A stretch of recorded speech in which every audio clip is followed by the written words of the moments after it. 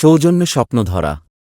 আসসালামু আলাইকুম রহমতুল্লাহি ওয়া বারাকাতুহু। বিসমিল্লাহ আলহামদুলিল্লাহ ওয়াসসালাতু ওয়াসসালামু আলা রাসূলিল্লাহ ওয়া বা'দ। প্রিয় দর্শক শ্রোতা, পৃথিবীর যে প্রান্ত থেকেই এই মুহূর্তে আপনারা উপভোগ করছেন আপনাদের প্রিয় চ্যানেল এটিএন নিউজের পর্দায় স্বপ্নধরা নিবেদিত ইসলাম কি বলে অনুষ্ঠানে আপনাদেরকে স্বাগত জানাচ্ছি আমি নিজাম বিন মুহিব। প্রিয় দর্শক, আমাদের এই অনুষ্ঠানটি আমরা এমনভাবেই ডিজাইন করি যে প্রতি সপ্তাহে একজন বিদগ্ধ স্কলারকে আমরা আমন্ত্রণ জানাই, যিনি কোরআন সুন্নাহর আলোয় আমাদেরকে আলোকিত করে থাকেন। আজকেও আমরা আমন্ত্রণ জানিয়েছি আমাদের একজন সম্মানিত অতিথিকে। চলুন আজকের স্কলারের সঙ্গে আপনাদেরকে শুরুতেই পরিচয় করিয়ে দিচ্ছি। আমাদের আমন্ত্রণ গ্রহণ করে স্টুডিওতে এসেছেন বাংলাদেশের খ্যাতিমান স্কলার, জননন্দিত মিডিয়া ব্যক্তিত্ব ফদিলাতুশ শেখ ডক্টর রিজাউল করিম মাদানী। আসসালামু আলাইকুম ওয়া রাহমাতুল্লাহি ওয়া বারাকাতুহু। ওয়া আলাইকুম আসসালাম ওয়া রাহমাতুল্লাহি ওয়া বারাকাতুহু। উস্তাদ কেমন আছেন? আলহামদুলিল্লাহ ভালো আছি, আপনি কেমন আছেন? আলহামদুলিল্লাহ, আল্লাহর মেহেরবানি। আপনাকে এটিএন নিউজের জীবন ঘনিষ্ঠ আয়োজনে স্বাগত জানাচ্ছি। প্রিয় দর্শক, যে গুরুত্বপূর্ণ বিষয়ে আমাদের সম্মানিত অতিথির কাছ থেকে আমরা আলোচনা শুনব তা হচ্ছে নফল ইবাদতের গুরুত্ব। আমরা অনেকেই এমন আছি যারা হয়তো শুধু ফরজ পড়ে মসজিদ থেকে বের হয়ে যাই, এরপরে সুন্নত নামাজগুলোও পড়ি না। এমনকি অনেকে আছে, আমরা খুঁজলে পাওয়া যাবে যে জীবনে 2টা রাকাত নামাজ, তাহাজ্জুদের নামাজ আমরা পড়ি নাই, 2টা রাকাত নফল এক্সট্রা আমরা কোনো নামাজ পড়ি না। অথচ এই নামাজগুলো কিন্তু কিয়ামতের দিন যখন ফরজে ঘাটতি দেখা দিবে তখন কিন্তু এই নামাজগুলো আমার কাজে আসবে। আসুন না নফল ইবাদতের গুরুত্ব সম্পর্কে আলোচনা শুনি। শেখ, আমরা একদম শুরুতেই জানতে চাই নফল ইবাদত কোনগুলো? বিসমিল্লাহ ওয়াসসালাতু ওয়াসসালামু আলা রাসূলিল্লাহ, আম্মা বা'দ। আউযু বিল্লাহি মিনাশ শাইতানির রাজীম। ওয়া মিনাল লাইলি ফাতাহাজ্জাদ বিহি নাফিলাতাল লাক। ওয়া ক্বালা an-নবী সাল্লাল্লাহু আলাইহি ওয়াসাল্লাম রাকআতাইল ফাজরি খায়রুম মিনাদ দুনিয়া ওয়া মা ফিহা, আখরাজাহু মুসলিম। আলহামদুলিল্লাহ, আল্লাহ সুবহানাহু ওয়া তাআলা আমাদের প্রতি অন্যতম যে সকল দয়ার বিভিন্ন নিদর্শন রেখেছেন, সুযোগ করে দিয়েছেন, তার ভিতরে একটি বিষয় হচ্ছে নফল ইবাদতকে আমাদের জন্য সামনে উন্মুক্ত করে দিয়েছেন। অর্থাৎ আমরা তো আদিষ্ট হয়েছি ফরজের ব্যাপারে, ফরজ হজ, ফরজ সালাত ইত্যাদি ফরজ নামাজগুলো পড়ার ব্যাপারে। কিন্তু যখন আমাদের অনেকের অলসতার কারণে হোক, শয়তানের রচনায় পড়ে হোক, আমরা যখন আমাদের এই ফরজ ইবাদতগুলোতে ঘাটতি দেখতে পাবো, তখন এটা যাতে মানে আমাদের সহায়ক হয়, এখান থেকে আমরা বেঁচে যেতে পারি, এজন্য আল্লাহ সুবহানাহু ওয়া তাআলা আমাদের একটা সুযোগ হিসাবে দিয়েছেন নফল ইবাদত। অর্থাৎ আপনি ফরজ যে নামাজগুলো সেখানে ঘাটতি করেছেন, সেই ফরজ নামাজের ঘাটতি পূরণের জন্য আল্লাহ সুবহানাহু ওয়া তাআলা এবং নবীর মাধ্যমে বিধান করে দিয়েছেন নফল নামাজ পড়বেন। এ ব্যাপারে একটি হাদিস এসেছে আবু হুরায়রা থেকে বর্ণিত, আর আবু হুরায়রা রাদিয়াল্লাহু তাআলা আনহু থেকে বর্ণিত। তিনি বলেছেন, লম্বা হাদিস, সেখানে বলেছেন যে কিয়ামতের দিন মানুষের ফরজ ইবাদতগুলো দেখা হবে, ফরজ সালাতগুলো দেখা হবে। ফায়দা উনতুকিসা মিনহা, যখন ফরজ সালাতে ঘাটতি দেখা যাবে, আল্লাহ বলবেন ফানদুরু, দেখো তো এই বান্দার ফিন নওয়াফিলি হাল মিন তাতাওয়ু, সুবহানাল্লাহ, দেখো তো আমার এই বান্দার, এই বান্দির কি এই যে ঘাটতিটা হয়েছে, এর জন্য কি এই নামাজের কোনো এক্সট্রা বা নাফল নামাজ আছে? সুবহানাল্লাহ। যখন দেখবে যে হ্যাঁ আছে, তখন ওই যে ঘাটতিটা হলো সেটা পূরণ করে দেবে। আর যে পড়েননি তার তো বিপদ আর বিপদ। তাহলে গুরুত্বটা কতটুকু? আল্লাহ সুবহানাহু ওয়া তাআলা কোরআনে বলেছেন, ওয়া মিনাল লাইলি ফাতাহাজ্জাদ বিহি নাফিলাতাল লাক।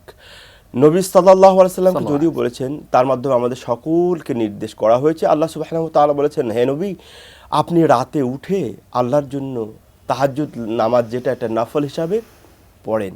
সুবহানাল্লাহ। নবী নিষ্পাপ, নিষ্কলুষ, পুত পবিত্র, সব গুনাহ মাফ করে দেওয়া হয়েছে, তারপরে তাকে নির্দেশ দিয়েছেন। আর আল্লাহর নবী দেখুন এত নফল নামাজ পড়তেন, এত নফল নামাজ পড়তেন। মা আয়েশা থেকে বর্ণিত হাদিস আমরা সকলেই জানি যে তাতাফাত্তার কাদামা, রাতে এমন লং টাইম এত বেশি বেশি নফল নামাজ পড়তেন, পা ফুলে যেত। মা আয়েশা হাজবেন্ড হিসাবে একটু দয়া হয়, বলছে, ইয়া রাসূলুল্লাহ ওয়াকাদ গফারাল্লাহু লাহু মা তাকাদ্দামা মিন যামবিকা ওয়া মা তাআখার। হে আল্লাহর রাসূল, আপনার তো পূর্বের পরে সব গুনাহ মাফ করে দিয়েছেন আল্লাহ সুবহানাহু ওয়া তাআলা, তারপরেও নামাজ, নফল নামাজ পড়ে পড়ে, তাহাজ্জুদ নামাজ পড়ে পড়ে আপনি পা ফুলিয়ে ফেলছেন। আল্লাহর নবী প্রতি উত্তরে বললেন, ইয়া আয়েশা আফালা আকুনা আবদান শাকুরা, আমাকে নবী বানিয়েছেন, আমার সকল গুনাহ মাফ করে দিয়েছেন, আমি কি আল্লাহর কৃতজ্ঞ হব না? এজন্য বেশি বেশি নফল পড়ি। আর আমরা আজকে হয়েছি, আমরা আদর্শ মানছি কাকে? নবীকে। অথচ নবী নফল পড়তে পড়তে অবস্থা খারাপ, পা ফুলিয়ে ঠিক ফেলছেন। কয়েকটা নফল নামাজ অথবা নফল সিয়ামের কথা বলেন তো, কোনগুলো নফল নামাজ? নফল নামাজ যেমন প্রথমত ফরজের পরে এখানে দুটো মত, নফল কাকে বলে। নফল ফরজ সলাদ, ফরজ সিয়াম বাদ দিয়ে সকল কিছু নফল, এটা একটা মত। এটা একটা মত, সুন্নত বা সুন্নতের বাইরে। তো এবার এটা একটা মত, এবং কেউ কেউ বলেছে না, সুন্নাত একটা জিনিস, ওইটা হলো নফলের থেকে আরেকটা গুরুত্ব। অর্থাৎ নফলের ভিতরে আপনি আপনার ইখতিয়ার বা আপনার বিবেচনা, ইচ্ছা ওখানে আপনি খাটাতে পারবেন, কিন্তু সুন্নাহ যেটা, সেটা তো নবী কর্তৃক নির্দেশিত, ডিরেক্টেড, অতএব আপনি ওখানে আপনার মত খাটাতে পারবেন না। অতএব নফল এবং সুন্নাতের ভিতরে পার্থক্য আছে, এই একটা মত।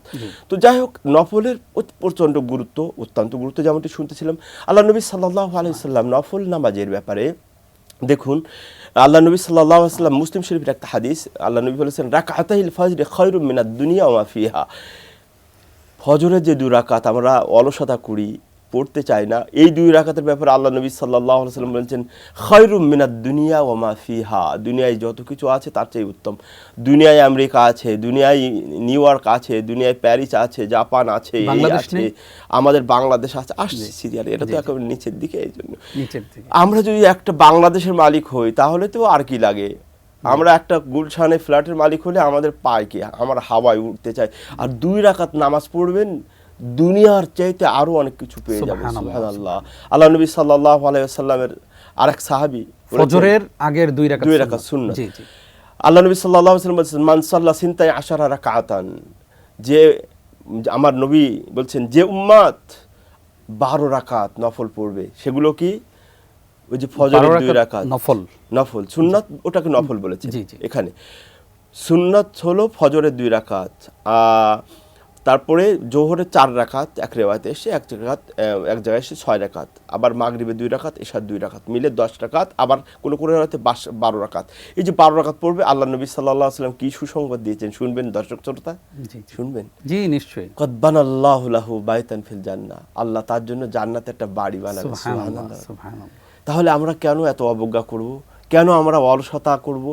আমাদেরকে বেশি বেশি নফল নামাজ পড়তে হবে। এমনিভাবে নফল সিয়ামের কথা যদি আপনি দেখেন, তাহলে আল্লাহ নবী সাল্লাল্লাহু আলাইহি ওয়াসাল্লাম একটা হাদিসে বলেছেন, আবু সাঈদ খুদরি থেকে বর্ণিত, আল্লাহ নবী সাল্লাল্লাহু আলাইহি ওয়াসাল্লাম বলেছেন মান সামা লিল্লাহি ইয়াওমান, যে ব্যক্তি আল্লাহর জন্য একটি রোজা রাখবে, বাআদাহুল্লাহু ওয়াজহু 70 খরিফাম মিনান নার, আল্লাহ তাকে জাহান্নামের আগুন থেকে, আযাব থেকে 70 বছরের রাস্তার ডিসটেন্স, মানে এত দূরে রাখবেন। সুবহানাল্লাহ। তো এখন মুহাদ্দিসিনে কেরাম এই যে বলছে মান সামা লিল্লাহ, এটা উন্মুক্তভাবে ওপেনলি বলেছেন একটা রোজা।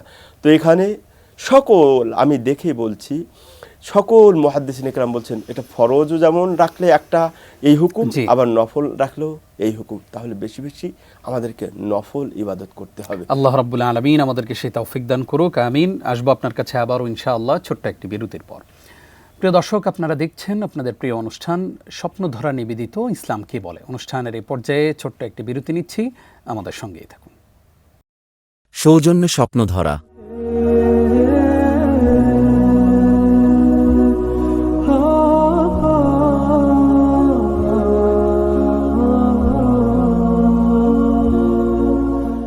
প্রিয় দর্শক, আরও একবার স্বাগত জানিয়ে শুরু করছি এটিএন নিউজের জুমাবারের বিশেষ আয়োজন ইসলাম কি বলে। অনুষ্ঠানটি নিবেদন করছে স্বপ্নধরা। আজকে আমরা গুরুত্বপূর্ণ যে বিষয়ে আলোচনা শুনছিলাম তা হচ্ছে নফল ইবাদতের গুরুত্ব। আসুন প্রিয় দর্শক, আলোচনার বাকি অংশ শুনে আসি। উস্তাজ, আপনাকে আরও একবার স্বাগত জানাচ্ছি। আপনি নফল ইবাদত কোনগুলো সেগুলো সম্পর্কে আমাদেরকে জানিয়েছেন।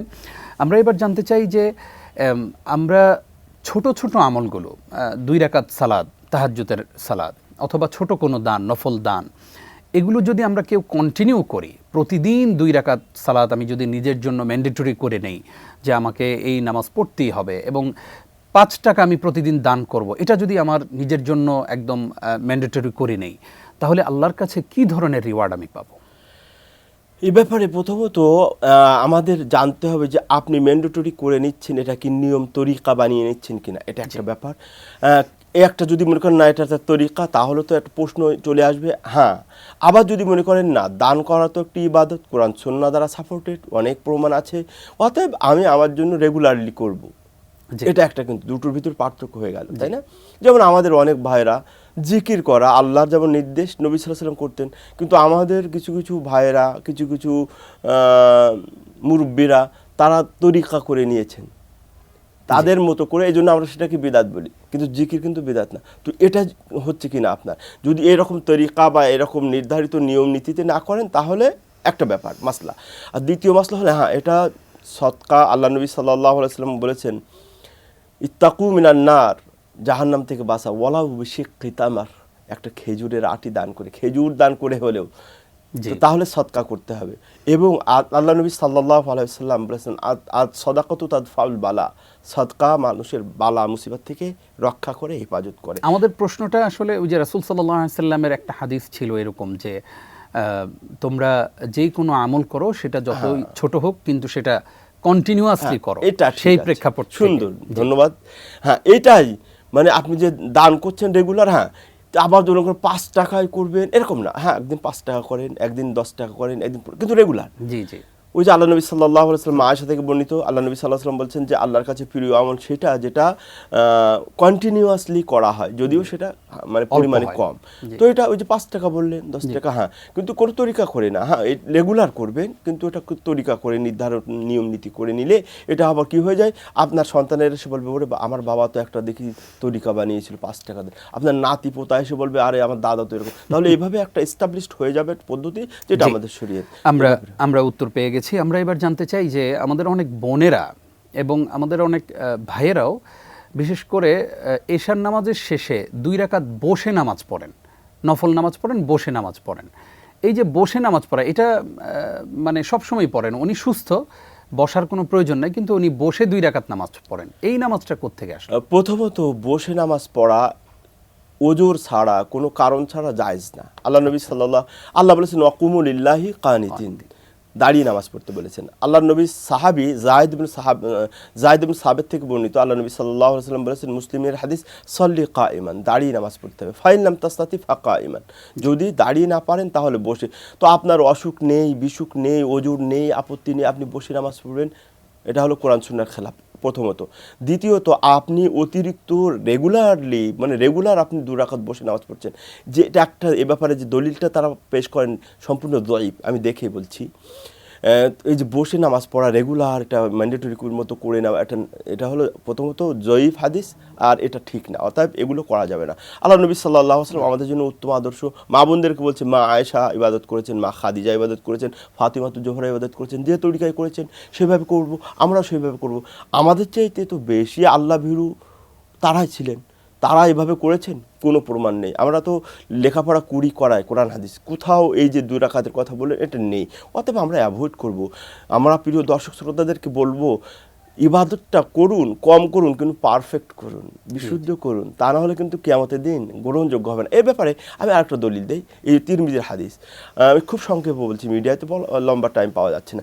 ওই যে আমরা জানি যে একদা 3 সাহাবী আল্লাহ নবী সাল্লাল্লাহু আলাইহি ওয়াসাল্লামের ইবাদতের সম্পর্কে জিজ্ঞেস করলেন, তার ভিতরে একজন বললেন, নবীর ইবাদত শুনে বললেন যে একটু কম মনে হচ্ছে, তো বললেন ও নবী একটু কম ইবাদত করে, তো কারণ নবীর আগের পরে সব গুনাহ মাফ হয়ে গেছে। এবার তার 3 জনের একজন বলছেন আমি সারা রাত নামাজ পড়বো আর ঘুমাবো না, ভালো কাজ না, সারা রাত তাহাজ্জুদ পড়বে। দ্বিতীয় ব্যক্তি বললেন আমি সারা জীবন রোজা রাখবো, রোজা ছাড়বো না। 3 নম্বর ব্যক্তি বললেন আমি বিবাহ শাদী করবো না, কারণ বিবাহ শাদী করলে ইবাদতের সমস্যা হয়, ব্যাহত হয়। আল্লাহর নবী শুনে কি বললেন? বলছেন না, অ্যাপ্রিশিয়েট করেছিলেন, সাপোর্ট করেছিলেন, বলছেন ফামান রাগিবা আন সুন্নতি ফালাইসা মিন্নি, আমার তরিকা বাদ দিয়ে তোমরা তোমাদের তরিকা অনুযায়ী যতই নামাজ পড়ো, যতই ইবাদত করো, যতই নফল করো, যতই হজ করো, যতই যা করো, আমার উম্মত থাকতে পারবে না। তাহলে দেখুন, শুধু নামাজ পড়লেই হবে না, নামাজটা হতে হবে রসুলের তরিকায়, রসুলের পদ্ধতিতে, যতটুকু পড়ে গেছেন, যেভাবে পড়ে গেছেন, সেটা আমাদের খেয়াল করতে হবে। দৈনিক কয় রাকাত নামাজ আমরা নফল পড়তে পারি? এ ব্যাপারে তো আমরা সব হাদিস থেকে পেয়ে যাই। আল্লাহ নবী সাল্লাল্লাহু আলাইহি ওয়াসাল্লাম ওই যে মা রসুলের স্ত্রীকে বলছেন, হ্যাঁ তুমি সকালে বসে বলছেন লিকুল্লি ওযুন সাদাকা, প্রত্যেকটা অঙ্গ প্রত্যঙ্গের কি আছে, সাদাকা আছে। অতএব এই আমাদের প্রত্যেকটা অঙ্গ প্রত্যঙ্গের পক্ষে যদি সদকা আদায় করতে চাই, তাহলে আল্লাহ নবী সাল্লাল্লাহু আলাইহি ওয়াসাল্লাম বললেন যে তুমি সলাতুদ দুহা পড়ো, চাষতের সলাত যেটা পড়ি, এটা সকাল থেকে শুরু হয়ে গেল। তাহলে সকালে শুরু হয়ে গেল, এখানে আপনি 2 রাকাত থেকে 8 রাকাত পর্যন্ত প্রমাণিত চাষতের সালাত। তারপরে সলাতুদ দুহা আছে, সালাতুল দুহা অর্থাৎ জোহরের আগে একটু পড়তে পারেন, এটাকে কেউ কেউ সালাতুল আওয়াবিন বলে, ঠিক আছে। তারপরে জোহরের আগে আছে, আবার জাওয়ালের সালাতও বলে ওটা। হ্যাঁ ওটা জাওয়াল, হ্যাঁ ওটাই আওয়াবিন। তারপরে আসরের আগে 4 রাকাত আছে, মাগরিবের এই একটা মৃত সুন্নত, যেটা আমরা মুসলিম শরীফে না এত হাদিস এসেছে যে মাগরিবের আজান হয়ে গেলে সাহাবারা এত ব্যাপক পরিমাণে 2 রাকাত নফল পড়তেন যে বাইরে থেকে লোক এসে মনে করতেন, মুসলিম শরীফের হাদিসের অনুবাদ করছি, লোক এসে মনে করতেন মনে হয় কি মাগরিবের নামাজ শেষ হয়ে গেছে, মাগরিবের পরবর্তী 2 রাকাত নামাজ পড়ছে, অথচ এই সুন্নতটা আমাদের দেশে মরে যাচ্ছে, এই নফলটা, এটাও আমাদের জীবিত করা দরকার। তারপরে ঈশার কথা তো আছে, ঈশার আগে পরে নফল আছে, আর রাত তো তাহাজ্জুদের পুরাটাই আপনি কি সুযোগ আছে। তাহলে এইগুলো পড়লে আলহামদুলিল্লাহ, আল্লাহ আমাদের কোয়ালিটিফুল ইবাদত চান, কোয়ান্টিটি চান না। আর আল্লাহ তো আমাদের মন দেখবেন। কোনো ব্যক্তি, আল্লাহ নবী বলছেন যে আমি আমার ইবাদত দিয়ে আমি মুক্তি পাবো না, জান্নাতে যেতে পারবো না আল্লাহর রহমত ছাড়া। তাহলে আমরা আলহামদুলিল্লাহ আমাদের গুনাহ থেকে বাঁচানোর জন্য, আবার আমাদের ওই যে ফরজে ঘাটতি পূরণের জন্য আমরা নফল বেশি বেশি করব, কিন্তু কোয়ালিটির সাথে, কোয়ান্টিটি না। আল্লাহ আমাদেরকে বেশি বেশি নফল পড়ে তার সন্তুষ্টি অর্জন করার তৌফিক দান। আল্লাহুম্মা আমিন। জাযাকাল্লাহ খাইর উস্তাজ, কষ্ট করে আমাদেরকে সময় দিলেন, অনেকগুলো প্রশ্নের জবাব আমরা জেনেছি। কষ্ট করে সময় দেবার জন্য আপনাকে ধন্যবাদ জানাচ্ছি। ধন্যবাদ আপনাদেরকে, ধন্যবাদ দর্শক শ্রোতাদের। প্রিয় দর্শক, আসুন আমরা ফরজের পাশাপাশি সুন্নত এবং নফলের দিকে মনোযোগী হই। আমরা যারা জীবনে একবারও তাহাজ্জুদ পড়ি নাই, আসুন, আমাদের মনে তো কত দুঃখ, কত কষ্ট, সেই কষ্টগুলো আমরা মানুষকে বলে বেড়াই। আমার টাকা লাগবে, আমার ঋণ লাগবে, আমি মানুষের কাছে হাত পাতি। অথচ এই মানুষের কাছে হাত পাতার আগে আমার উচিত ছিল আমি আল্লাহকে একটা সিজদা দিয়ে আমার মনের কথাগুলো বলি। রাতের শেষ অংশে তাহাজ্জুদের 2 রাকাত সালাত, 2 ফোঁটা চোখের পানি আল্লাহর কাছে সবচেয়ে বেশি প্রিয়। আমরা সেই চোখের পানি পর্যন্ত আমাদের শুকিয়ে গেছে, আমরা আল্লাহর কাছে যখন হাত পাতি আমাদের অন্তর এতটাই কঠিন হয়ে গেছে যে আমাদের চোখের পানি আসে না। আসুন প্রিয় দর্শক, রাতের শেষাংশে উঠি এবং আল্লাহর কাছে নিজের মনের কথাগুলো বলি, নিজের জন্য দোয়া করি, পরিবারের মানুষগুলোর জন্য দোয়া করি। যত কষ্টে আছেন, পৃথিবীর সবাই মিলে আমাকে আপনাকে সেই কষ্ট থেকে, আমার সেই কষ্ট দূর করতে পারবে না যদি আল্লাহ রাব্বুল আলামিন না চান। আর যদি আল্লাহ তাআলা চান, অবশ্যই আমার আপনার সকল কষ্টগুলো তিনি দূর করে দেবেন। আসুন আমরা তাহাজ্জুদে মনোযোগী হই, নফলের প্রতি গুরুত্ব বাড়াই। আল্লাহ রাব্বুল আলামিন আমাদের সকলকে সে তৌফিক দান করুক, আমিন।